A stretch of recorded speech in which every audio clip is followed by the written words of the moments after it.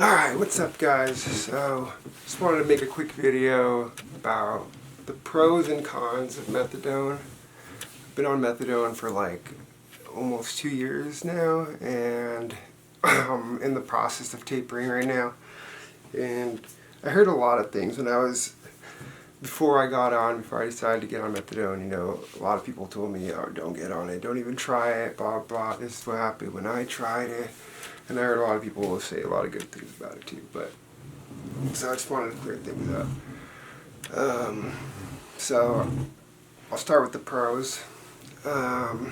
So first of all, of course, one of the biggest benefits I think is that it's a lot safer than shooting heroin, or just heroin in general, or a lot of other opiates that you get off the streets.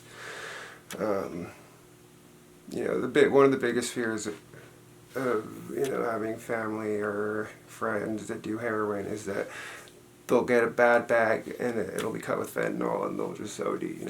But of course with methadone, that's not something you have to worry about. So I think that's probably one of the biggest pros. Let's see. Next, it gives you time to get your life in order. It's really hard to get healthy and start exercising, when you're on opiates, or even if you're trying to taper off of opiates. But it makes it a lot easier on methadone. You're not going through that battle withdrawal even right now while I'm tapering down. It's actually super easy compared to anything that I've been through, before. See, so also, it gives you time to get a job, and you're able to save money. You're not spending all your money on bullshit all the time.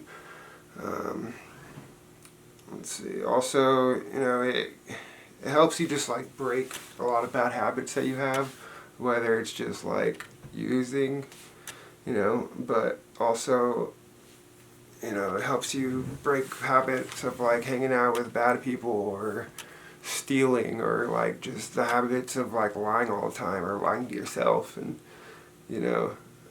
which in turn will also help your family and friends trust you again, which is really hard for people to do, when you're friends with an addict, or if you have a son or a daughter that's an addict, and they lie to you over and over and over and over again, or steal from you. You feel like it's impossible to trust them again, but this will make it possible, and you just got to give it time. A lot of people that I know that have tried it, they just didn't give it their all. They tried it for a couple of weeks and they're like, oh, this doesn't work, and of course it's not going to work. You got to give it some time.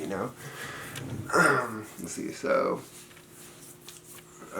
next pro is that it just lasts longer in your system than heroin does.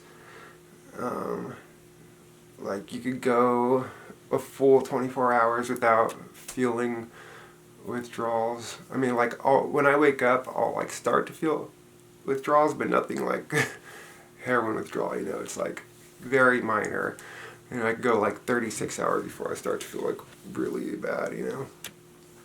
But so that gives you the ability to taper down. Let's see. Let's go to the cons. So the cons are that you're still addicted to opiates. You might feel like you're not an addict, and it's a lot better, because you're at least not stealing and doing all this addict behavior, but in the end it's still an opiate, but it's a lot better of an opiate. Another con is that you gotta deal with all the clinic's rules, and I say rules because well, at least my old clinic, there was a lot of rules that were just bullshit. I'll tell a couple of small stories about that at the end of this, or at the end of the cons, but next con is that it makes me tired and lazy all the time. Like, I remember when I was like on my highest dose, like I was like at 98 or something milligrams, which is just ridiculous. Should never even got it up to that high, but anyways. I would like be going to work in the morning and just be like nodding out in the car, and I didn't like feel. I didn't think I was like nodding out because it doesn't feel like it is. You are like you're nodding out from heroin, but you definitely are. Like it just doesn't feel as good, but you just feel tired and lazy all the time and like unmotivated, you know. Next one is my memory is really bad. I mean, it's already been really bad from all the years of use, and one time that I OD'd and I like really messed myself up and almost died. But it's just only gotten worse, and before I thought it was just me, but I know now that since I've started tapering, it's gotten a little bit better and stuff. Like it's definitely the methadone definitely has a lot to do with it. Next con is constipation. I'm sure if you've been on heroin or other opiates, you already dealt with this, but you know it's the same thing. It's not as bad, but it just still like I gotta like make sure I'm going every day to like stay on top of it. It's not that. But anyways, next con is that the old clinic I used to go to really sucked. I'll get a little bit more into that later, but like there were always junkies in the parking lot shooting up, and you know it's just like it's hard, you know, when you're trying not to use and you just see people in the parking lot selling or using, and anyways. And next con is that when you first start going, you have to go every day, and that kind of sucks. You know, you have to like build up your take homes, but as long as you just keep trying, you know, just you'll get your take homes pretty quick. But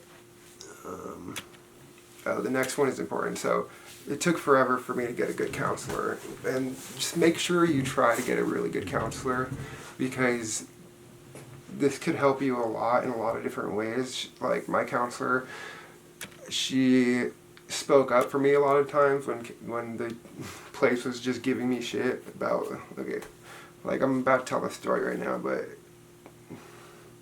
like things can still go wrong, you know, at the clinic.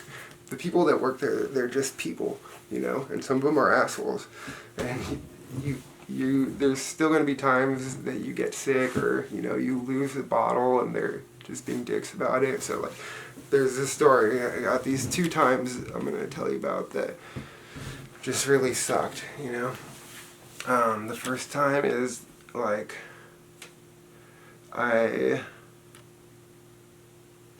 they were closed for the holiday one time, and I went to pick up, but they had like closed early and I didn't know, so I had to like go the whole weekend without my methadone. And then I went in then like that Monday, and I was like super sick, and I was just like waiting forever because they used to take forever there.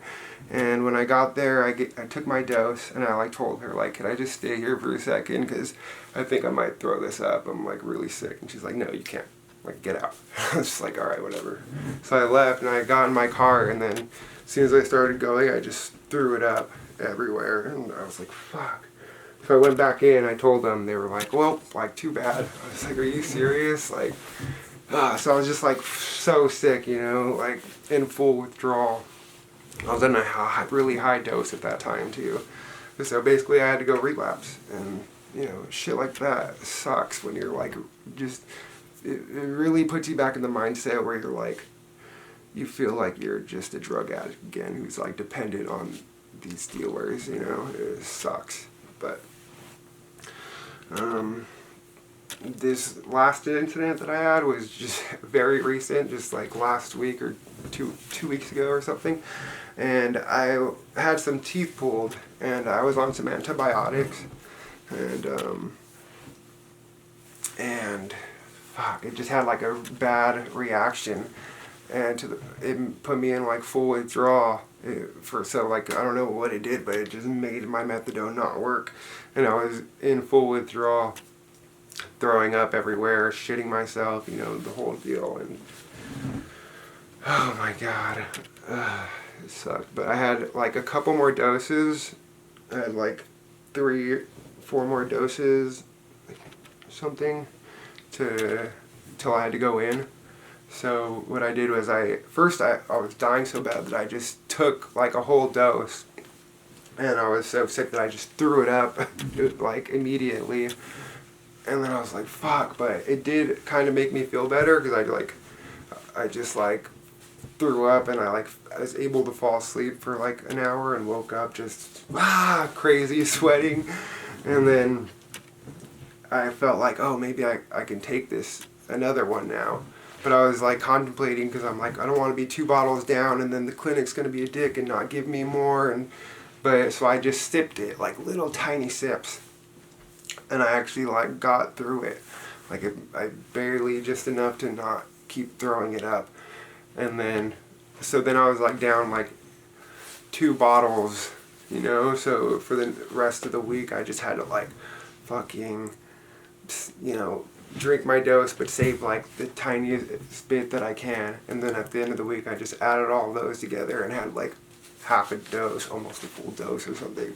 Took it and got through it. But it just sucks that I have to go through stuff like this because I can't like fully trust the clinic to like believe me, And like I understand that they have addicts that try to like fucking lie to them all the time, blah blah, but it's like they need to like I don't know, they need to help the people who are really trying, like I have a really good track record there, like they could just talk to my counselor and she would like tell them nothing but good things, that I'm trying and that I'm not, whatever. But anyways, so okay, I got a couple of tips, I guess that's what I'll end this video with, just for anybody that's like just starting, So my first tip is always count your bottles.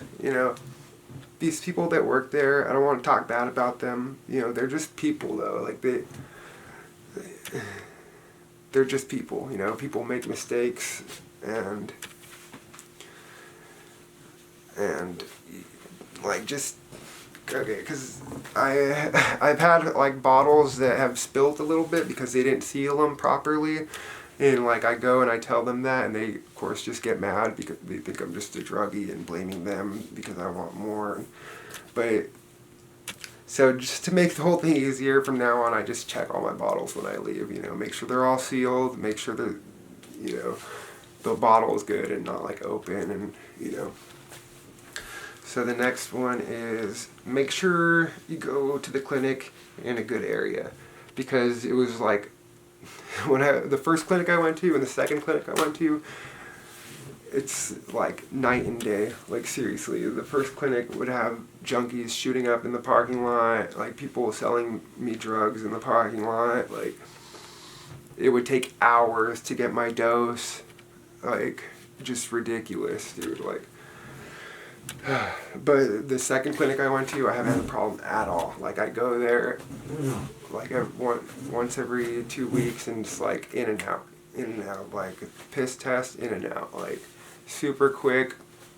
They actually like listen to me a little bit more. I mean, they're still not perfect, but it's just way better. Like, and it's sadly it's because they have more money, It's in a better area, and that's what it's all about, is money. These places are a business, and that's what it comes down to.